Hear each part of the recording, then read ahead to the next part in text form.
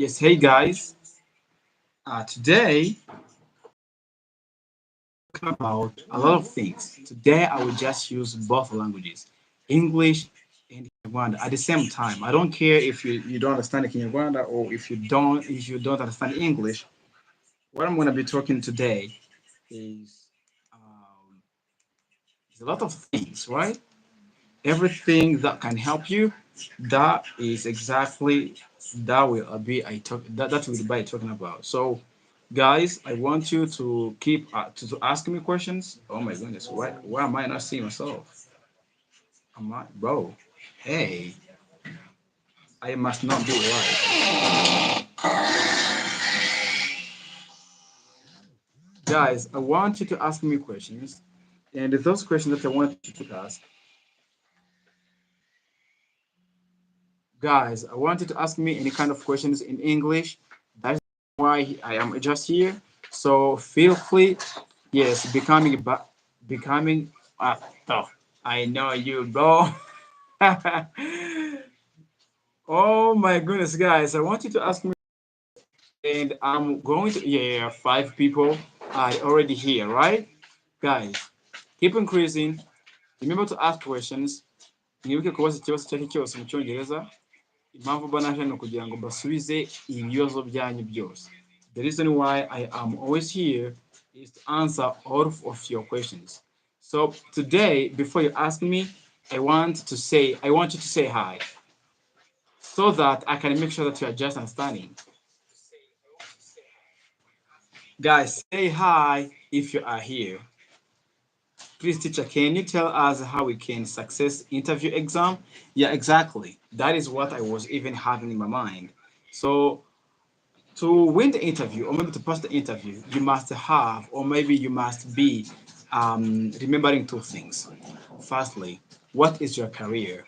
You must always be prepared before you even go to the interview because there is kind of the questions that you are expecting at the time. What am I here? When you have to look for the job about how to be the CEO of the company, which is selling a particular types of the product. So you are going to expect some types of the questions in the interview, especially which is somehow related to what you are going to be doing in that company. So if you don't understand terms, regulations, if you are not showing um, any kind of difference to know a lot of things about that job, then how are you going to survive? How are you going to pass? You must have or you must be prepared before you go to the interview. That I can tell.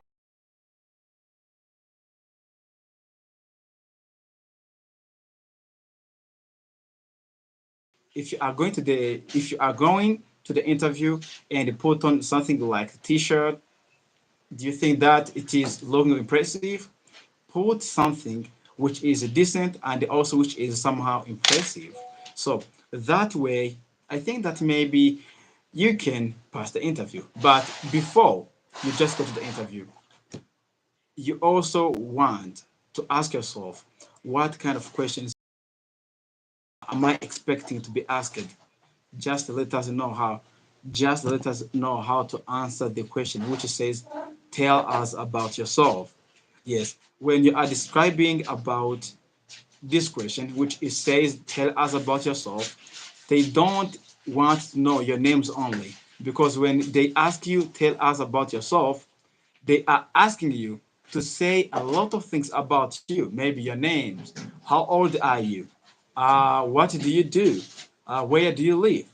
All of those questions, they are the questions, I mean, they are the answers that you can exactly answer during that kind of question. So always remember that you are going to be talking about you.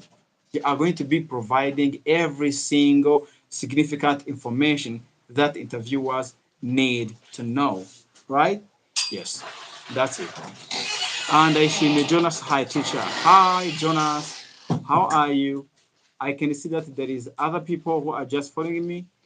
Rucha Radio, what to consider when he or she asks question like, "Tell us your weakness." Okay, good question. what is your weakness?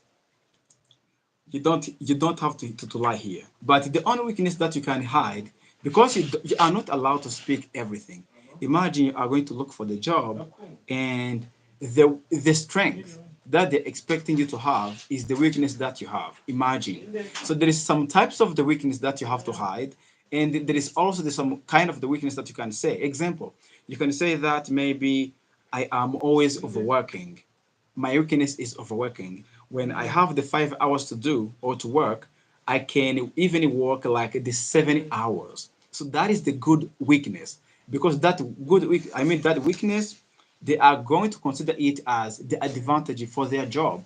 Because if you have the weakness of working too many hours, and then they are going to say that this is the type of the person that we want, a person who does not have the weakness of failing the job or maybe coming late to the job, but a person who is always going to just come somehow late because he has been just working. That is what I can say when you are asked about what is your weakness. Talk about something like that. I am overworking. I am over concentrating when I am just doing my job. I don't want anything that can distract me. I avoid any kind of distraction at any cost. That is the good weakness. Yes. But if you start saying, my weakness is I spend a long time watching the TikTok live. I mean the TikTok videos. Do you think that they are going to consider you? No way.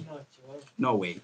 And you can even say that I am so many times distracted by reading books. When you say that you are always distracted by reading so many books, example, suppose that maybe you are sitting there in the office, and you don't have anything that that you are doing for that period of time, and the weakness that you are going to have is to grab the book and start reading. That is the good weakness. Think about the weakness which is going to be somehow hiring you, which is going to give you the chance, probability for the interviewers to say you as a good worker.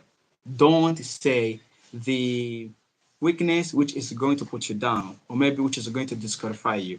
That is my best recommendation. Guys, I can see that you are always there. Try to ask any kind of questions. You can specifically ask me questions about the job interviews, or maybe you can even ask me questions about what is making you struggle in English speaking skills, or maybe in listening skills. Yeah, there you have. What we can avoid to talk during the interview? Good question. Good question. What do you have to avoid during the interview? Especially anything that you can say, even if it can be the good, if even if it can be a good word, avoid using the high intonation. What am I saying when I say the high intonation? Sometimes when you are speaking, you can say or you can speak a little bit loud, which can be considered as the impoliteness. So when you are speaking, make sure that the voice, the tone, the intonation that you are just using is somehow moderate, intermediate. Don't talk a little bit loud, and also don't talk a little bit slow. Don't talk to the extent where even the person who are outside can even hear you. But you can talk maybe you understand when I say that use the intermediate voice or maybe the modulated voice. You can understand it. Guys, keep asking. Keep asking. I want you guys to ask me. That is the reason why I'm here. I am here to just listen to your questions and answer all of your questions. And those people who have not liked the stream, Innocent Akizimana, hello, good teacher. Can you tell us what we can do to increase our speed when we are talking? Thank you so much. I have been even thinking about to answer you this question, even if you're not even if you do not ask it. But for me, I was even thinking about bringing this kind of topic.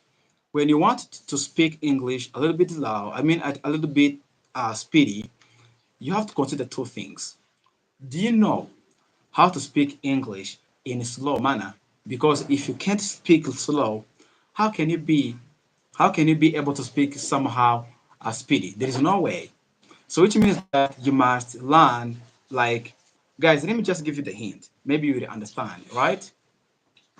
Suppose that maybe you are going to say that I am going to the market tonight. I am going to the market tonight. So if you want to speak a little bit speed, you can say, I'm gonna go to the market tonight. I'm gonna go to the market tonight. I'm gonna go to the market tonight. You can maybe understand how am I just doing, right? Another question. Suppose that maybe you are going to ask a person like, what are you doing? What are you doing? You can say, what are you doing? What are you doing? So you are going to silence that T and say, what are you doing? What are you doing? You understand that? What are you doing? Don't complicate things. Don't take too much time uh, saying that, what are you doing? You can maybe even see like how long am I just using when I say, what are you doing? But when I say, what are you doing? What are you doing? Mm-hmm. So that we call it a reduction in English. When you are just doing the reduction, you are avoiding, or maybe you are avoiding the repetition of some words. That is what I can say. And another example, I cannot understand you. I cannot understand you. When you want to speak somehow speedy, you can say, I understand you.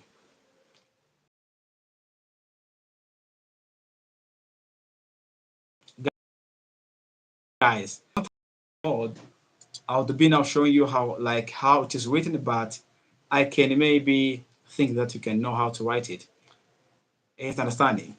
Ain't understanding. Ain't understanding. Not I cannot understand it.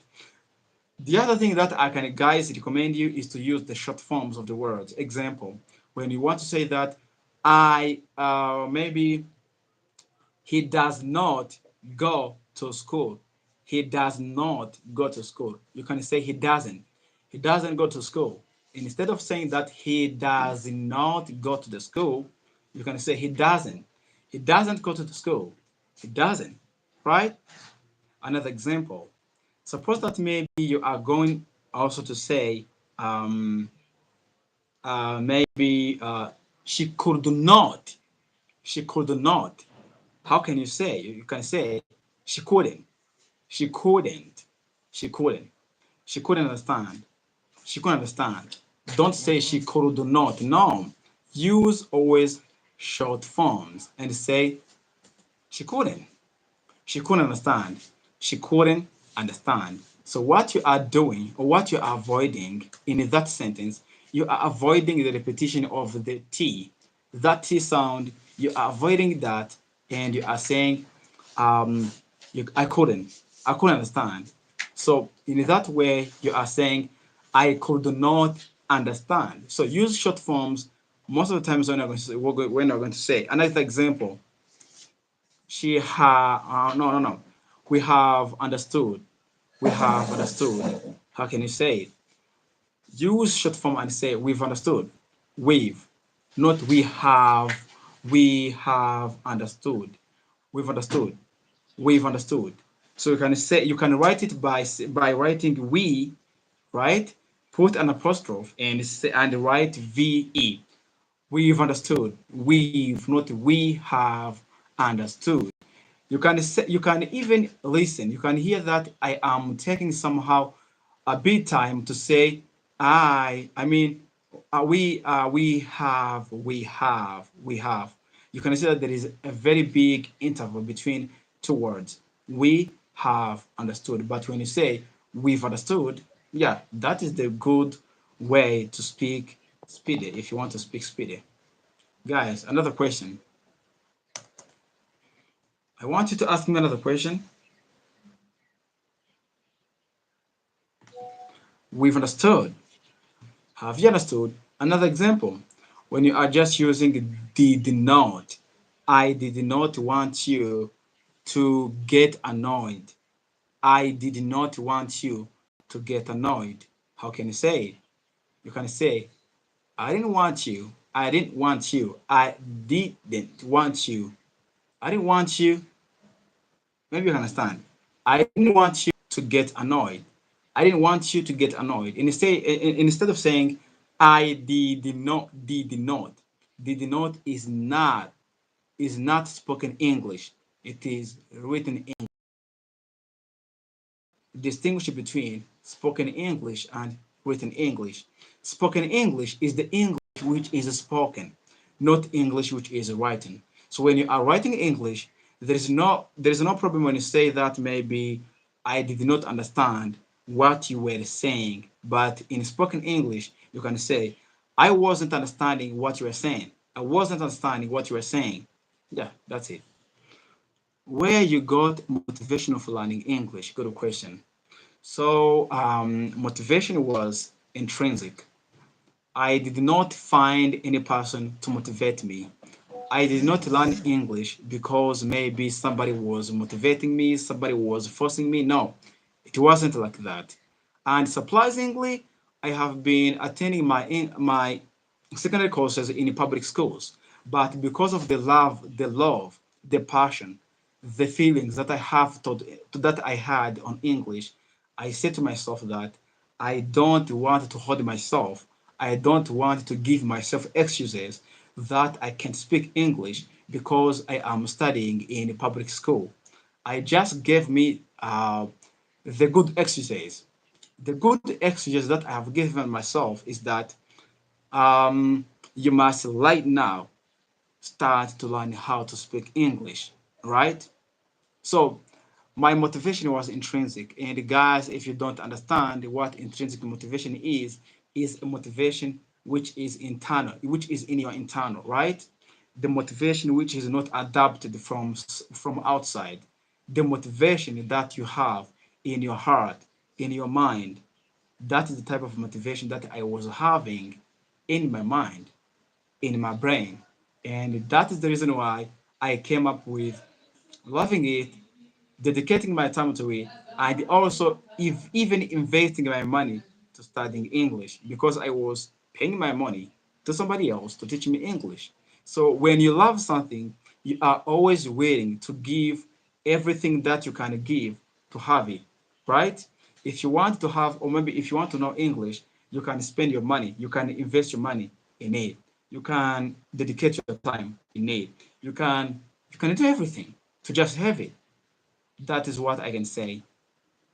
So my motivation of learning English was that kind of intrinsic motivation. And the guys, I would say that if you have the intrinsic motivation, that motivation does not give up that easily. But when you are intrinsically motivated by somebody else, when that person that was motivating you dies, or maybe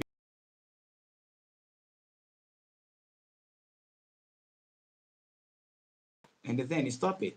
You give it up. So that is the good reason why you must always have the intrinsic motivation. Be motivated intrinsically. Don't be motivated extrinsically. Yeah, that's what I say. What I can say. So guys, I want you to keep asking. I want you to keep asking me questions. If you have a question, please, guys, keep asking. Did I thought maybe I have answered your question correctly. Yes, guys, we can even use Kinyarwanda because some people right here on the chat don't understand it. Guys, ku bantu barimo kugera hano bashyashya, turimo kuvuga cyangwa se murimo kumbaza ibibazo mufite mu cyongereza, then nanjye nkahita mbisubiriza aho directly. So ndashaka kugira ngo mumbaze ibibazo mufite mu cyongereza, wakibaza mu cyongereza, I will answer it, I will read your name and answer the question, right? As Mr. Rucha Radio has been asking, becoming better you has been asking, Innocent Akizuman has been asking. So guys, I can even encourage you to ask me because if you don't ask, then I will just leave the chat without having your question asked. I mean answered.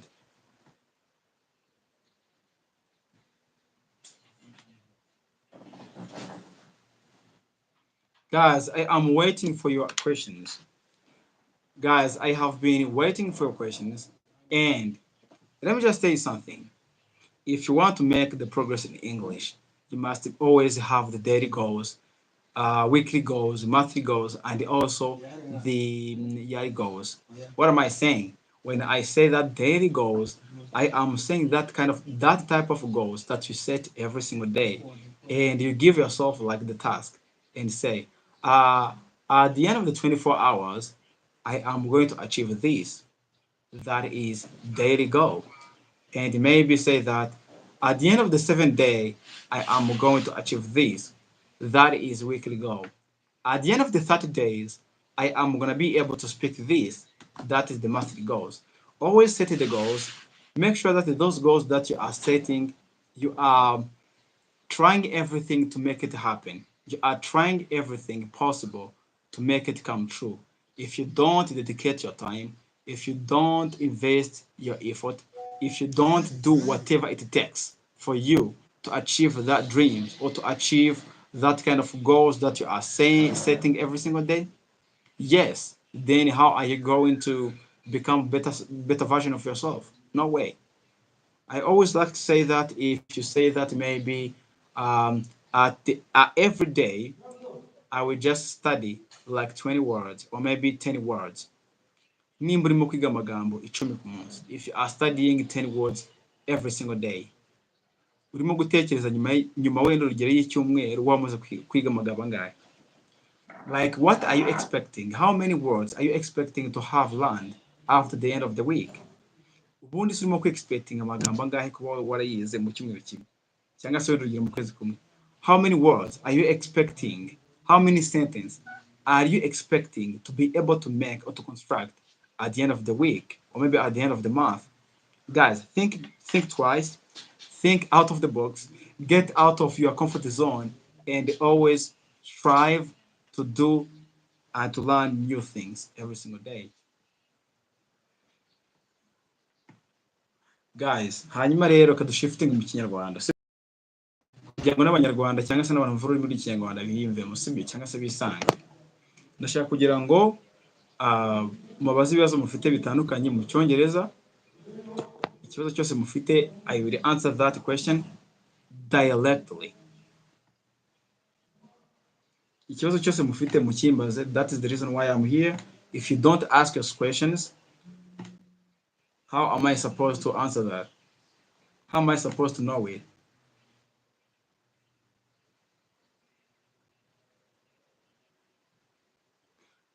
Guys, mubaze ibibazo mufite mu cyongereza, right? Mubaze. Ask a question.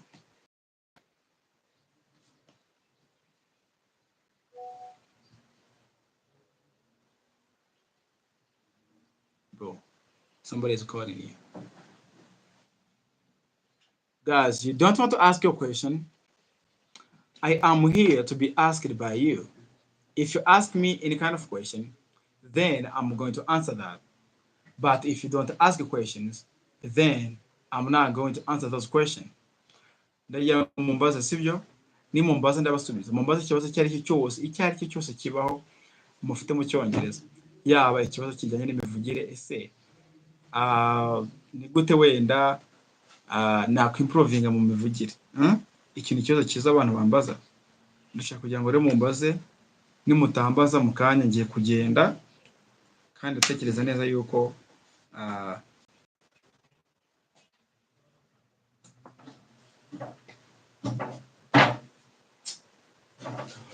guys mubaze kabisa. Ask.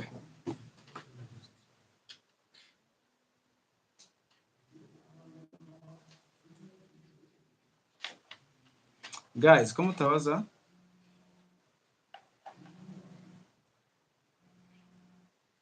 Guys, if you don't ask, then I will just leave chat.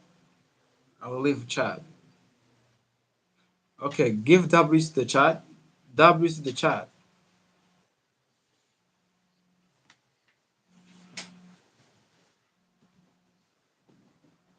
Murengantwari GM, the hello teacher. How can we eliminate far? How can we eliminate fair in speak The first question was from Murengeri Ntwari GMV. Hello teacher, how can we eliminate fear in speaking? Fear. Eliminate failure. Did you mean failure or maybe you say failure? That is a failure. Yes, failure. Hello teacher, how can we? Okay. Hanyuma rero ukuntu mushobora gukora icyo bita failure cyangwa se gutsindwa, nimba nabyita gutsindwa, nimba nabyita wenda urugero wenda kuzarira wenda mu cyongereza ambo hari ibintu bigomba gukora sibyo. Icya mbere ugomba kwiga buri munsi. Ibi bintu umuntu abivuga sibyo, ni ukuvuga ngo buri munsi wose making sure yuko hari ikintu urimo kwiga mu buzima bwawe sibyo. Uvuga ati wenda urugero uno munsi nize iki n'iki, uno munsi wenda urugero nize amagambo 50, uno munsi wenda cyangwa se wenda 20, wenda mu cyumweru kimwe nzaba maze kwiga amagambo aya n'aya.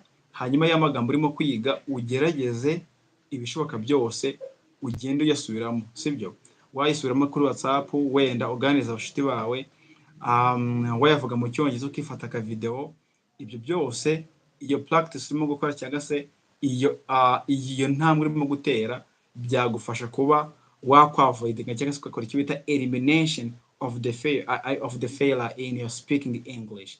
If you want to eliminate completely the failure in English, then start now failing your mindset. If you have the mindset which is always inside the box, try to get it out from that box, right? Try to think out of the box. Try to get new. Try to be a new person. Try to learn every time new things. If you don't do it, then you can't eliminate completely failures. If you do it tomorrow, I mean, if you do it today, skip it tomorrow, skip it the day after tomorrow, you will never eliminate that kind of failures.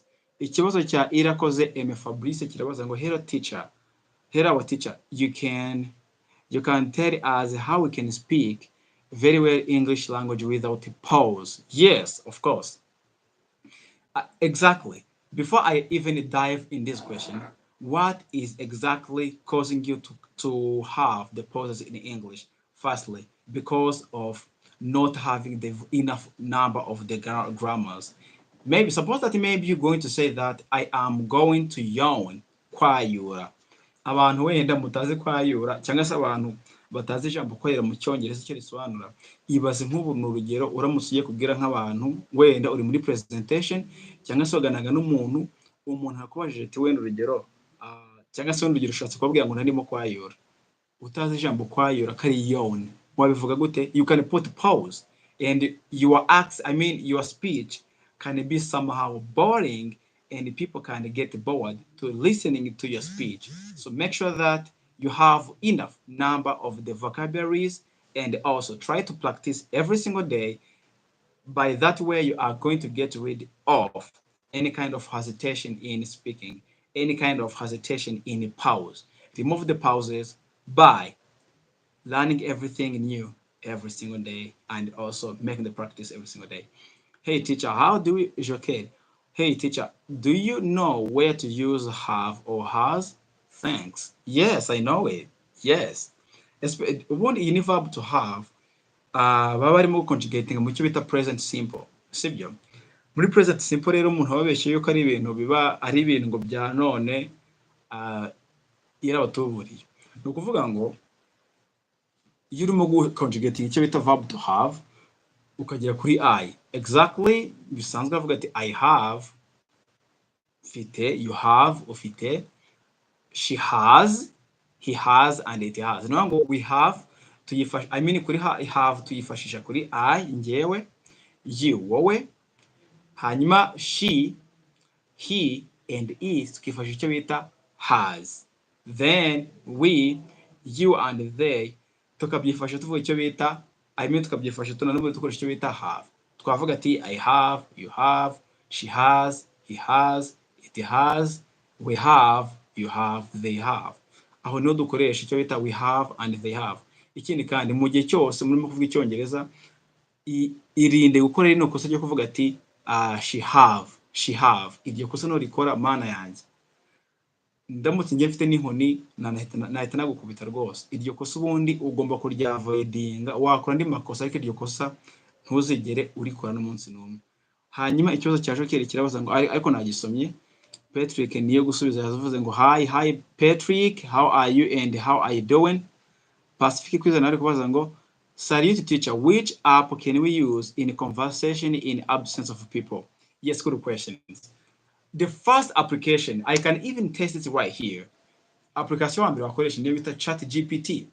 ChatGPT ifite ubushobozi bwo kuba yakorera ikiganiro nawe mu Cyongereza ku buryo ibibaje byose, yaba birimo amarangamutima yaba atarimo, ndakubwiza ukuri yuko iragisubiza ikibazo cyawe ukagira ngo hari ukagira ngo umuntu murimo kuvugana cyangwa se ukagira ngo inshuti yawe murimo kuvugana. Ku bantu batazi icyo bita ChatGPT, mukaba mufite urugero laptop cyangwa se mukaba mufite telefone, mujye kuri Google Chrome cyangwa se kuri Google wandikemo ijambo ChatGPT. Numara kuryandikamo urahita uyibona, uyikandeho, ukande ku cyo bita microphone icon. Microphone icon ni akantu kaba kameze nka microphone, ugakandeho, numara ugakandaho uvuga icyo ushaka. Wavuga mu Kinyarwanda, wavuga mu Cyongereza, it respond every single question that you ask it. So that is my best recommendation, right? You can make any kind of conversation, and you can even ask it any single question that you want to ask it. Questions about politics, questions about electronics, question about technology, questions about what you are now currently studying, any single question that you have. Yes. Hanyuma abandi ko mutabaza bimeze bite? Abandi namwe mugende mubaza. I'm here to answer every single question of you. Kwizera Pacific, let me just know that I have answered your question, right? Did I respond to your question correctly? Iyo ni application ya mbere cyo koze, hariho n'indi application wakoresha wenda, application yitwa Duolingo. Ariko Duolingo ntabwo wahita uyifasha ako kanya, kuko Duolingo uramanza ugakora karamanza agashyira nk'igihe runaka. Ntabwo ntekereza ko ako kanya wahita uyikoresha mu cyo bita speak mu kiganiro. Gusa icyo nzi cyo ni kimwe nuko ku bantu barimo kwiga cyane cyane nk'abatangizi, mwa downloading application yitwa Duolingo mu matelefone yanyu, then mukagenza gute, mugatangira mukayikoresha. Kuyikoresha ntabwo ari ibintu bikomeye, ni ibintu byoroshye, ikindi kandi iri free. You can use it every single time that you want. Hanyuma abantu muri kuri live, tukubona muri benshi kabisa, ko mutari ko likinga stream, mu liking live, hanyuma wenda live yacu kugira ngo menye neza yuko ibyo ndimo kuvuga birimo kubagira akamaro. Like the stream. Abantu barimo hano batarimo kubaza ibibazo kabisa, that is the reason why I am just here. I am here to answer every single question that you ask, that you post to me. If you don't ask the question, how can I help you? Ubundi iyi chat cyangwa se iyi live iba buri munsi saa 3 z'ijoro kugeza saa 4. Ubu saa 4 nizigera leta mparika, kandi ndabona si buri minota hafi 19 rero iyi minota reka tuyifambo, ndabibona kabisa muri mu liking stream. Thank you so much. Hanyuma wenda abantu barimo kuza mushyashya murimo kubaza ikibazo ngahita nkibasubiza. Abantu bashyashya mubaza ikibazo cyari cyose mushaka mu Cyongereza, ndahita nkibasubiza directly. Pacific, none se mwari ni yihe nama wagira abarimu bafasha none se mwari ni yihe nama wagira abarimu zabafasha gutsinda ikizami cy'Icyongereza bagiye kujya bakora mu binjire mu kazi? Yes, ibyo bizami nanjye nabyumvisha abarimu, wenda ku bantu biga ubwarimu simbizi cyangwa se ku bantu baba barimo kudukurikirana, gusa nanjye mu makuru afite abantu b'abarimu bagiye kuzajya binjira mu kazi gusa ari uko batsinze ikizami cy'Icyongereza. Murumva rero Icyongereza noneho cyabaye icyo nakwita ingirakamaro, cyangwa se nibwo abantu batangiye kumva ingaruka za cyangwa se impamvu nziza yacyo. So rero inama ya mbere nabagira, akenshi abantu mu mudukurikirana bamuzi Icyongereza pe, bamuzi Icyongereza, ikintu cyo gisigara ni kimwe gusa, ni ukuba wenda mwamenye ukuntu mwakigisha, ni ukuba wenda urugero mwamenye ukuntu mwakimprovinga nubwo mwaba mutari kumwe na mwarimu. ukaba wamenye gukora research ukavuga ati se buriya ndamutse nifashe nk'aka video kuri YouTube, suppose wenda urugero ufite telefone, ndabizi ko mwese mufite amatelefone y'ama smartphone, uramutse wifashe wenda urugero aka video k'iminota 15 cyangwa se iminota ingahe yari yose urimo kuvuga icyongereza, sibyo? Icyo gihe byagufasha iki? Byagufasha kumenya ngo ese level yanjye y'icyongereza ni iyi, ni iki kintu cya mbere ngomba kwimprovinga, naye magambo nakwiye ko ndi gukoresha ariko ntarimo gukoresha. Ibyo bintu byose rero uramutse ukoresheje buno buryo bwo kwifata aka video byagufasha kuba nyine wa diagonizing ikibazo cyawe. It can help you to diagnose the problem that you have. If you diagnose the problem that you have as you go to the hospital, before you get hospitalized at the hospital, they always want to diagnose, to make sure that the kind of the disease that you are suffering from is recognized. So after being hospitalized, you get medication. So rero nawe mbere yuko ubundi umuntu yagufasha cyangwa se yuko wakwifasha manzi n'ikibazo ufite, hari abantu batajya bamenya mu by'ukuri ikibazo bafite, ugasanga araho nta self awareness yigirira, ntazi weakness agira mu cyongereza, sibyo? Wenda ntazi wenda ngo urugero hari ibintu mugerageze mwimenye namwe, sibyo? Hari uburyo bwinshi mwakoresha kugira ngo mumenye neza ko muri gukora improvement mu cyongereza. Ubwo buryo rero bwose mugire mu bukore. Ngiye nabemereye yuko muzajye mufata video z'icyongereza muzinyuze kuri WhatsApp, sibyo? Ndabizi ko abantu benshi cyane muba mudukurikirana kuri group ya WhatsApp, ariko simbizi by the way. Ku bantu batari kuri WhatsApp mutwandikire muri comment, turaza kubashyira muri WhatsApp yacu, muri group yacu WhatsApp, then mujye namwe mugibona access ku masomo yacu, sibyo? Ngaho mumbaza ikindi kibazo, ndabona iminota mike kugitsa nk'igende, mumbaza ikindi kibazo mbere yuko ngenda. Ariko nibeze ari yuko wenda kuri Pacific urabajije kino kibazo, nibyo wakora. Ikindi kandi guhora wiga buri munsi, making sure yuko hari ibintu bishyashya wize. Umunsi ntukarangire mu by'ukuri nta kintu gishya wize. Buri munsi ugomba kwiga ikintu gishya, ukamenya ngo wenda urugero niza amagambo 10 ku munsi y'icyongereza amashyashya, sibyo? Hanyuma yaga amagambo 10 ukamakinga sure ko n'ubundi urimo kugenza gute kuyakoresha. Urumva rero buri munsi no guhora uba mushyashya, no guhora oranira kuba best version of yourself. Ibyo byose nimu bigerageza cyangwa se izo nama bagiriye nimuzishyira mu bikorwa. I know that at the end of the day you're going to be able to speak English with the good fluency. Upscaling your fluency, you need to upscale your mindset. You need to change your mindset. Your mindset must be transformed from how it is to somehow it is supposed to be, right? If you are not to change your mindset, then your life is not going to change. You're not going to improve. The fluency will never change if you don't change your mindset. Guys, kirimo kuvuga nimo da changing a mindset yanyu, mwumve yuko buri gihe mugomba kwiga ibintu bishyashya. Guys, you cannot make the progress, you can't make the step forward, and make always the step.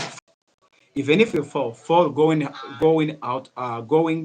forward, don't fall going backward, right? Yes. Then guys, I want you to keep asking the questions. That is why I have just come to the live.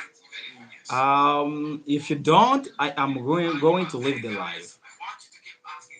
So those who are not liking my stream, just like it.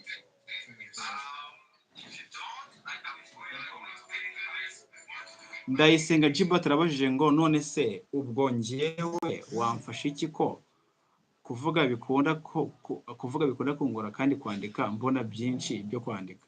Yeah, this is what I have been saying. Udakoze ubundi kamubabwiza ukuri, sibyo?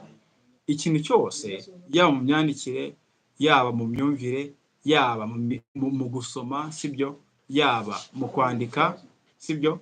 Ugomba gukora icyo bita practice ku bantu batarimo kumva wenda icyo bisobanuye. Simbize ko bahari ariko simbize. Practice nabyita wenda nk'ikira, sinzi ikinyarwanda nabyita mu gusa ni nk'imyitozo. Nimba utajya witoza kuvuga uzi ngo wakwimprovinga gute, nta buryo na bumwe buhari bw'uko wakwimprovinga utitoza kuvuga, sibyo? Nimba ufite abashuti mukunda kuvugana wenda bazi n'icyongereza, buri gihe wihura uvuga nawe mu kinyarwanda, vuga nawe mu cyongereza, sibyo? Nimba ugiye kuri YouTube wikumva ko buri gihe ugiye kuri YouTube ugiye kureba Nsabi, ugiye kureba Nyakso, ugiye kureba babamenya harya babamenya, fata umwanya, sibyo? Nurangiza wige nawe icyongereza, right? Yes, fata umwanya ubavugishe mu cyongereza, ubandike mu cyongereza. Ibyo byose bizagufasha kuba uko kugorwa kw'icyongereza kwageze gute kwava. Ikindi kandi haranira kwiga ibintu bishyashya buri munsi, haranira kwiga amagambo mashyashya buri munsi. Niba utari kwiga amagambo mashyashya buri munsi, nta buryo na bumwe bushoboka bw'uko wagenza gute wakimprovinga mu cyongereza. Rero gerageza ibishoboka byose buri munsi ujye wiga amagambo mashyashya, kuko rimwe na rimwe usanga impamvu kuvuga bikugora ari uko ufite amagambo make cyane. Nyine vocabularies nizo nimba kuvuga. Nimba ufite vocabularies nke cyane, ndababwiza ukuri, there is no way you can speak, sibyo? Urumva rero nimusha kugira ngo ukore icyo bita diversification of your speech. Try to learn everything new every single day. Yeah, that is my best recommendation. Ndabura iminota mike ngo ngende. Guys, mubaze ikibazo cya nyuma, then I will just leave. Ikibazo cya nyuma mushaka kubaza mu cyongereza ni ikihe? Icyo ari cyo cyose, I will answer the question, then I will leave.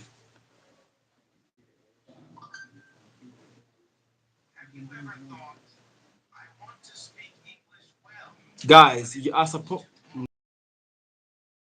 innocent. Twebwe pronunciation niyo igorana kumva, si nk'icyo twebwe pronunciation niyo igorana kumva, si nk'icyo cyawe. Yes, exactly. Mango pronunciation is the American accent and also British accent. If you want to upgrade and to upscale your skills to listening skills and also to speaking skills, you must always try to learn how to pronounce the words, right? So if you don't know how to pronounce the words, guys, let me just give you an example. It is not your first time to hear this word, horizon. Ndabizi ko abantu benshi cyane mwisomera horizon bitewe n'uko niko bisa mu kinyarwanda kandi muvuga ikinyarwanda. Uramutse uvuze rero horizon waba ubyishe, tuvuga horizon, sibyo? Urwo ni urugero ntanze. Urumva rero guys, niba ukivuga horizon, that is very, very serious problem. So try to change. If you have not which speaks, or maybe the dictionaries which speaks, try to get them downloaded. There is a lot of applications. There are a lot of types of the speaking dictionaries which are on the line. You can go there and get them downloaded. Hanyuma nyuma yo kuzimaze kudownloadinga, wandikamo ijambo ushaka kugira ngo umenye uburyo bari muri pronuance. Then after downloading that kind of application, wakwandika iryo jambo, then ukagenza gute, ugakanda ku cyo bita microphone icon, ukuva ukuntu barivuga nawe ukagenza gute ukarisubira. Iyo method tuyita shadowing method. So shadowing method ni iki? Ni methode cyangwa se ni technique dukoresha tugenza gute dusubiramo aba native. Dusayimana Junior abajije ngo ko nshaka kwiga English gikoreshwa muri Zamburi, wamfasha? Oh my goodness. Ko nshaka kwiga English gikoreshwa muri Zamburi, wamfasha? No, I can't help you.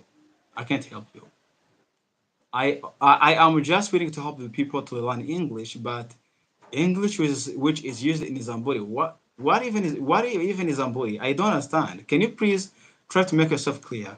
Put some clarity on your message. It is not understandable. What is Zamburi?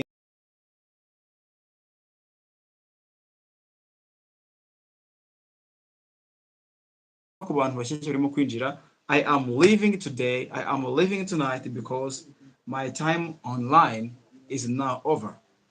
Guys, niba mutambaje ikibazo rero ubwo nyine muzambaza ku munsi w'ejo. Mbibutsa yuko buri munsi twiga icyongereza, cyangwa se buri munsi nza kwigisha cyangwa se gusubiza ibibazo byanyu saa 3 z'ijoro mujye rero muboneka, mwandike n'ibibazo muba mufite mubimbaze, hanyuma nanjye nzajya ngerageza kubibaza. Ku bantu bashaka kwiga icyongereza mu buryo buri private, bibutse yuko mwatwandikira kuri nimero yacu ni 078 25 720 28, tukakwigisha aho waba uri hose ku isi, twifashisha Zoom ndetse tukanifashisha Google Meet kugira ngo tubafashe aho muri hose ku isi. Hanyuma igiciro ni amafaranga cyane.